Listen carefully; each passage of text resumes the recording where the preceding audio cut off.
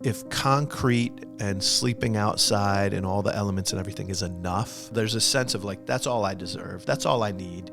There's a view of yourself that you have accepted. That comes from a debased understanding of who you are. And so it was fascinating to me that some of our guests and some of those who had experienced homelessness and come out the other side said what an individual in that circumstance needs most is a sense of self-love that says, I deserve more and I'm worth more. Welcome to the Restorers Podcast. I'm Jack Crowley, the president of Water Street Mission. Today with me is my partner, Ron Gibson, senior life coach, Water Street Mission.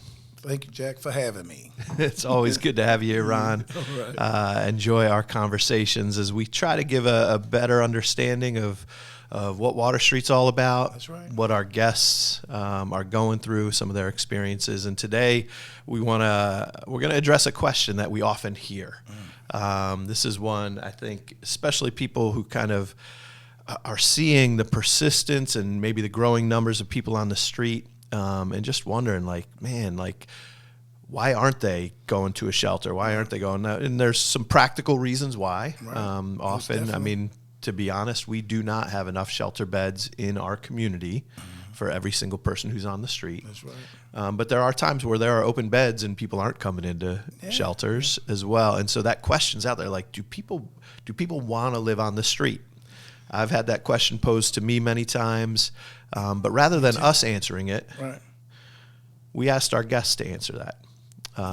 And so we're going to hear from them, and then maybe we could add some of our thoughts along with it. But let's hear from our guests first. Yeah, let's hear it. Do people want to live on the street? There is a difference, in my mind, between homeless and hopeless. It's more of a mentality where even in Lancaster, you will see people that are stuck in their ways. They see it as, well, I have a sense of control over my life, and I like this freedom. I want my next fix, or this is just how my life is. It's the mentality of, I give up. I have either tried everything in my power and nothing has worked out consistently, so this is my life now. And it can be seen technically as, I want to be here. And then there's the homeless, the fresh off the streets due to bad situation or really just unfortunate circumstance. Those people I really feel for, because they're doing everything in their power. They want that change. But I don't truly feel like anybody 100% chooses, I would rather sleep on cement or wet ground. In my experience, it's not been a fun time when it's downpouring outside and you have nowhere to go. I've had experiences, very unfortunately, that I've been up for 48 hours because it's been downpouring and the buses aren't running, and you do what you have to do overnight with a significant other and I, taking turns ensuring that, okay, one person's always awake. That is a lot. Yeah, she covers a lot of ground in there from different perspectives. Yeah. Like she said, I don't think people don't want to live on the street. Yeah. But life happens, situations happens. Like there's different avenues of why people are on the street. Yeah, well, and let me pause right there, because I think it's really important to say that. Like, I think those of us who are living in houses and see people on the street, like that question, do people want to live on the streets? Like there's a logical approach to like why I'm asking that question. Yeah. When she describes what it's like, like, it's really clear. No, nobody would prefer over other options to sleep on wet ground, wet clothes, uncovered, nobody wants that. Yeah.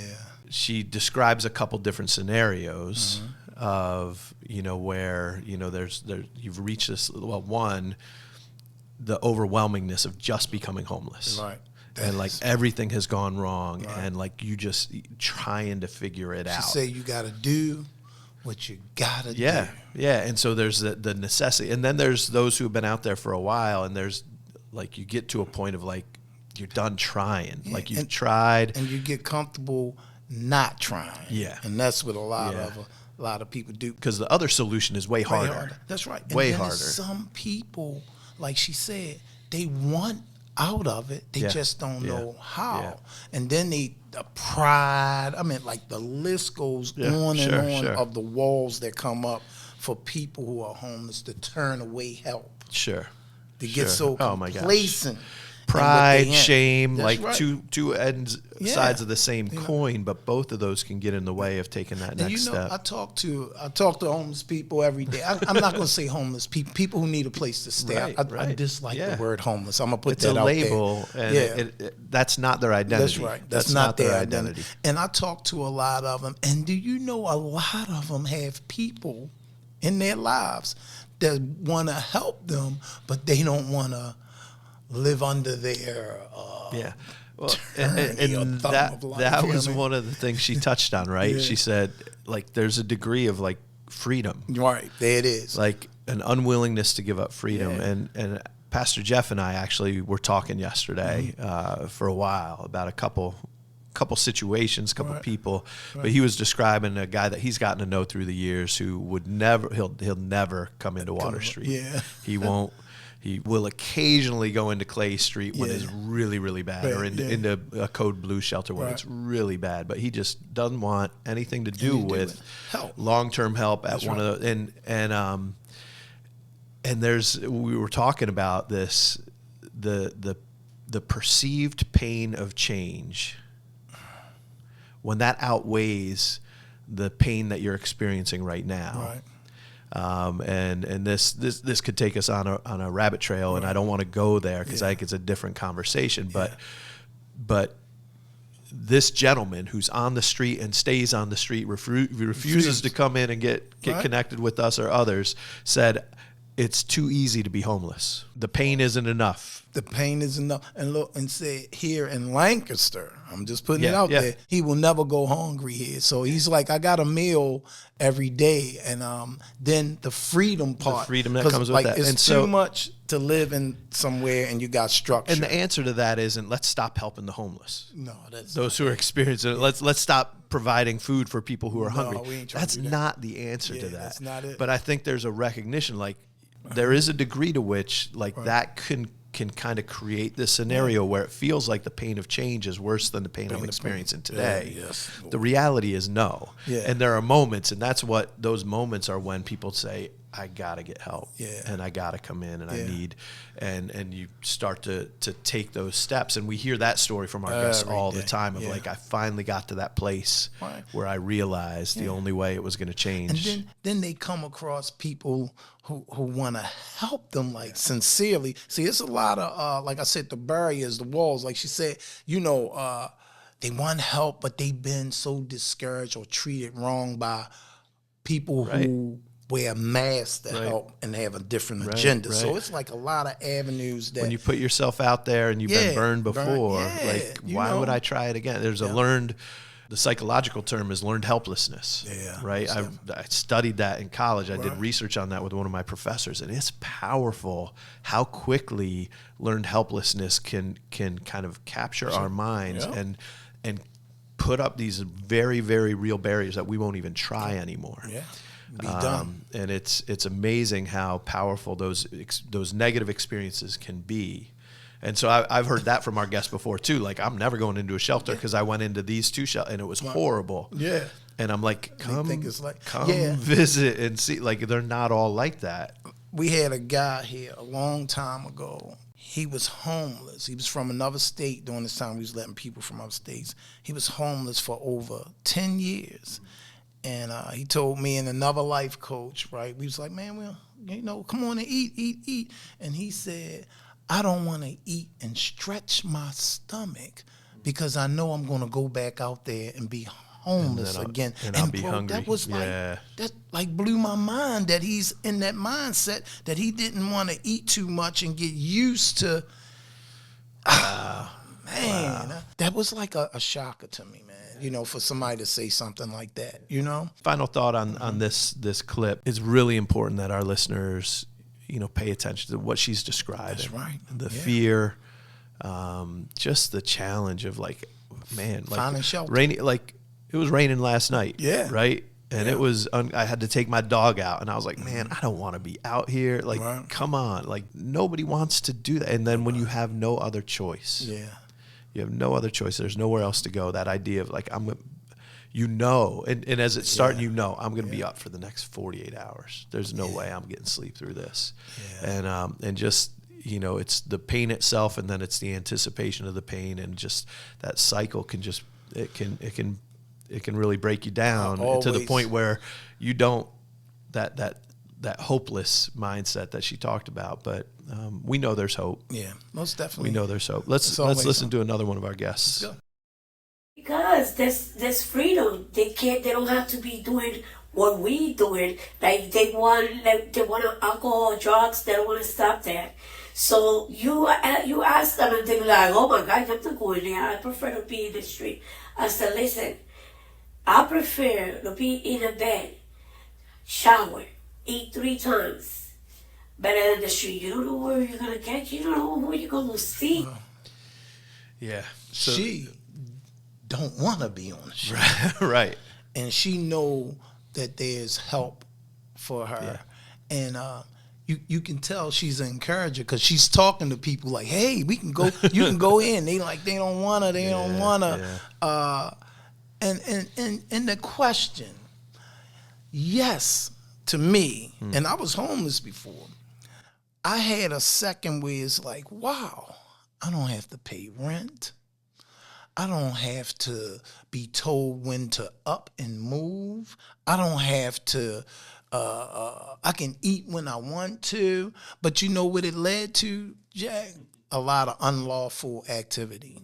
And that comes along with people who choose to live on the street. And it does, because it's survival, But I believe that a lot of people, by me working here, I meet a lot of people, and a lot of them don't want to live on the street, but they just, it's so much like human pride, bro. The pride thing, especially if you're a person that used to have the house, the home, the 3 meals a day, and you was working, paying your bill, and then one day something bad happens to a person where they physically can't take care of a home, this and that and the other, and they wind up on the street. And then they wind up on the street with people that are street people, and they've been there for a while, and they manipulate how to survive and move in that. And then that person get complacent in that world, and then they wind up being the people they hang around with. And she talks about, they'd rather have the freedom to do, like, I don't want somebody telling me I can't take this or I can't drink that. Right. Mm-hmm. The reality is, like, for some people, that's the only thing that's worked for them. We said that earlier about, like, when you're experiencing pain, whether it's the psychological pain of loss, of like, I had all this and it's gone, and what am I doing? Or whether it's the physical pain, which we know so many stories where that was the genesis of the addiction, right? It was, I experienced this physical thing and my prescription ran out and the pain didn't. Or I didn't have the money to pay for this, so I got it on the street. And then that led to heavier things, harder things, and then you build up that tolerance. And so that's been the only thing that's worked for me. And now you're telling me, like, we can help you with this other issue of finding you housing, helping you get a job and everything, but you got to let go of the one thing that's worked for you. It's an explanation, but not an excuse, right? Like, we've got to get beyond that and help them understand, help them see, like, no, there's possibility beyond that. But that's a huge step. The blinders are up with titanium curtains when you homeless, especially the longevity, the ones who've been out there, like my friend, 10 years, he didn't want to eat. But the thing is, he didn't see that there's another way, that there's a possibility for you to regain all that you lost. God is bigger than anything and everything, but it don't happen overnight. Doesn't happen instantly. That's right. Let's hear another one of our guests. There are some that do. There are some who have become accustomed to it. They weren't always like that. This is not a lifestyle that is, you don't wake up one day and say, you know what, screw it, I want to sleep on the street. I think concrete sounds great. You don't wake up that way. But after experiencing it for long enough, I think you do wake up one day and say, this is enough for me. I guess, again, the best way I can put it is just the content in your suffering. Like, just that right there is just, you become so used to it that it's like, is it suffering when you're used to it? I give anyone this challenge: 7 days. 7 days, don't shower, don't change your clothes, eat one meal a day, and see how good you feel after that 1 week. Imagine trying to do that every day for months on end and having the motivation to get up and go to work. And then maybe you would kind of understand, okay, who would actually want this? Like, no one wants this. I actually know that guy. As a matter of fact, I just had a meet. That's why I was late with y'all. He's awesome, and God's been blessing him. But I love the fact that he said a challenge, you know. And listen, I have to share. I have to share me. I've been that person before. I might have looked good on the outside, but the inside I was dirty, disgusting, and was eating one meal a day. And I was comfortable in it. After a while, you don't think about showering or whatever. I was on drugs. It was about drugs and the one meal. Yeah. At first, I was comfortable. We walking around in our entourage. I was in entourage. Yeah. And after a while, I just started hearing the voice saying, I made you for more than this. More. Yeah. And I start being ashamed. It took shame for me to come here. Yeah. You know, it took for me to be ashamed of from what I came from to what I went through. And I say, this is not it. Well, and it's that understanding. I was made for more. But right. I think it was really profound. Like, when you've been there and you grow accustomed to it, and then the statement that it becomes enough. Like, no, this is enough, and I'm satisfied. I've kind of gotten used to the suffering to a degree where this is enough. And I was so many of you know I did this bench thing for the second time this year. I was on the bench overnight and talking with some of our guests, and one of the things that stuck out to me is I asked everybody the same two questions. What would you hope for those who are experiencing homelessness right now, and what is your hope? And there was a theme that came from people who had experienced homelessness. Our guests, some other people who had other experiences, in that question about what would you hope for others. And more than one person talked about seeing themselves as valuable. One of them used the phrase self-love. Self-love. One of them talked about, like, knowing you have value. Yeah. And it's that, right? If concrete and sleeping outside and all the elements and everything is enough, there's a view of yourself that you have accepted to say that. Because nobody says, oh yeah, all I need is a piece of concrete and a mat, and I'll be and I'll be good. Like that's what I deserve. There's a sense of, like, that's all I deserve. That's all I need. That comes from a debased understanding of who you are. That's right. And so it was fascinating to me that some of our guests and some of those who had experienced homelessness and come out the other side said what an individual in that circumstance needs most is a sense of self-love that says, I deserve more. I need more, and I'm worth more, because God, like, and a couple of them talked about they're created in the image of God, and God doesn't want that for them. He wants more for them. And if you haven't accepted that or seen that in yourself, it's hard to take that next step. But that's where you get to a place where it's like, this is all I need. I'm cool. I don't know if people really want to live on the street, or maybe they just don't know any better. I don't know anybody that's gonna get up in the morning and think, oh, I just want to walk around all day and not know where I'm going to eat, not know where I'm going to sleep, not knowing what tomorrow is going to bring. I don't think anybody thinks that way. And even if it seems like they do, I don't think they really do. They're just stuck in a not good place, and they don't know where to go. Yeah. or what a term. Maybe they're ashamed, but I don't think anybody wants that for themselves. She hit it. Yeah. Yeah, no, she hit it. The not knowing, too.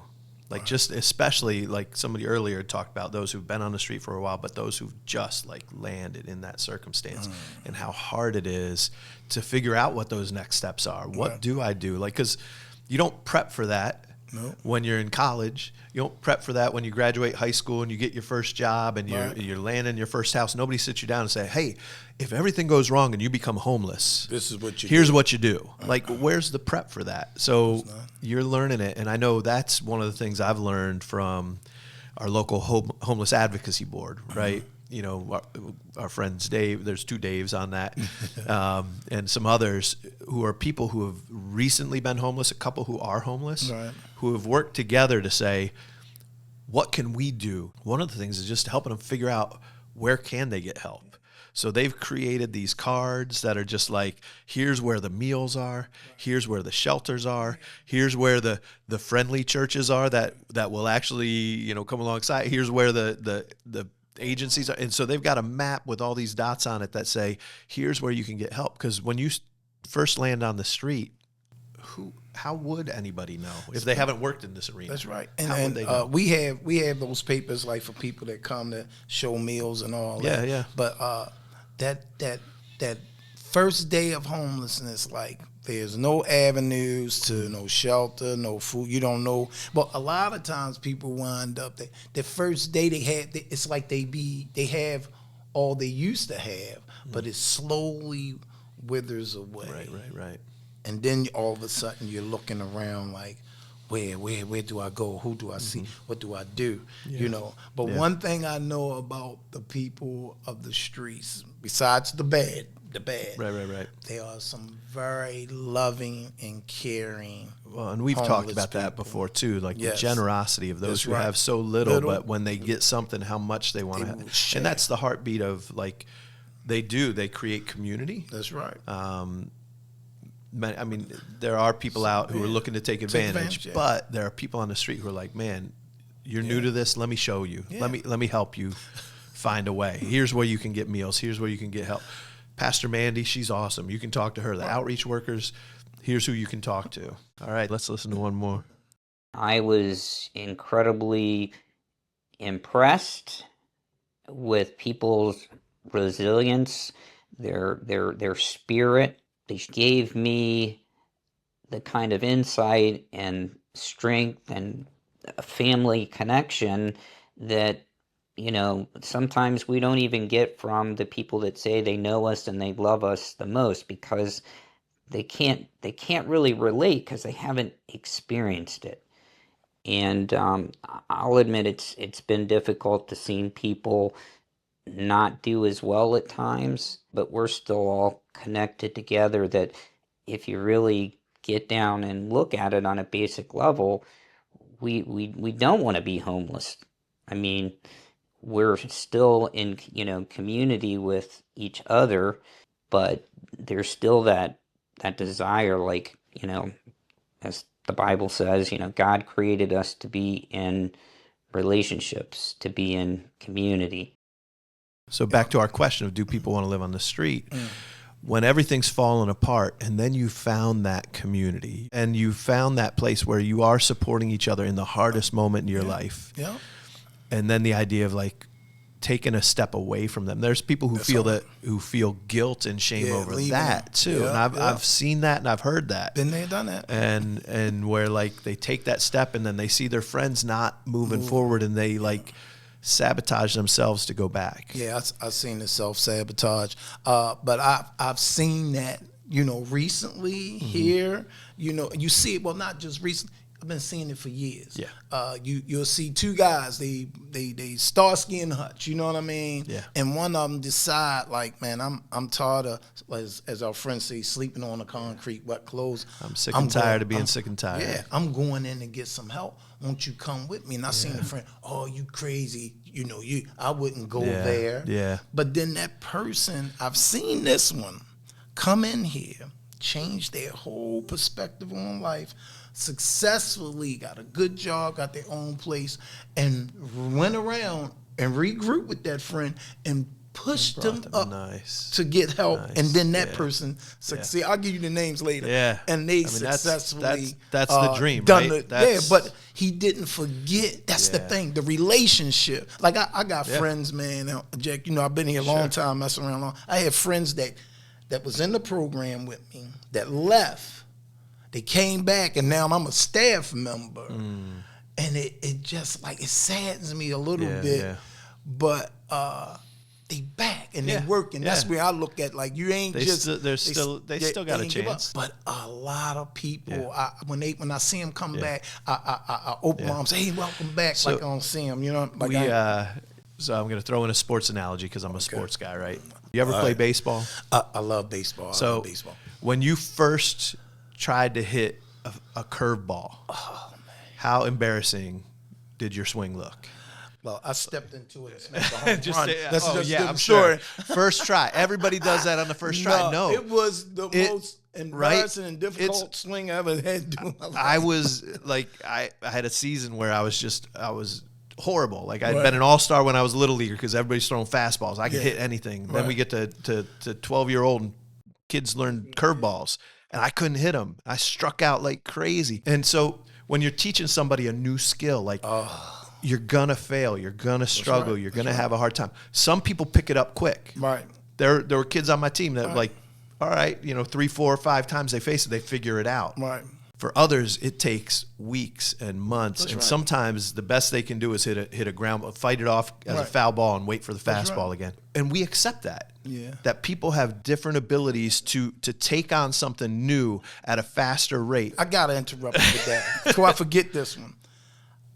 When I first got hired back, hired here, I had a supervisor, female, and I used to be so pumped on when people come in, those old friends. I mean, oh, he gotta get it, he gotta get it. Yeah, He ain't yeah. doing it, he ain't Yeah. doing it, he ain't doing it. And this person told me, and she said, it's gonna sound like the worst thing you ever heard, especially coming from a Christian. She said, when the guests come in, you have to think low expectations, but you have to cipher that out. Yeah. It's like, don't put them up here when they coming from down there. It gotta be, and then here she used the scenario of climbing a fence. She said that our guests are climbing the fence of life, and everybody climbs a fence differently, but we are helping push them up, and when they get to the top, some people can go over it, but some people need help to go over and then help to come down on the other side. And some people crazy. panic and Yep, give that's up right. at And the fall very off top. the fence. At the That's very right. top.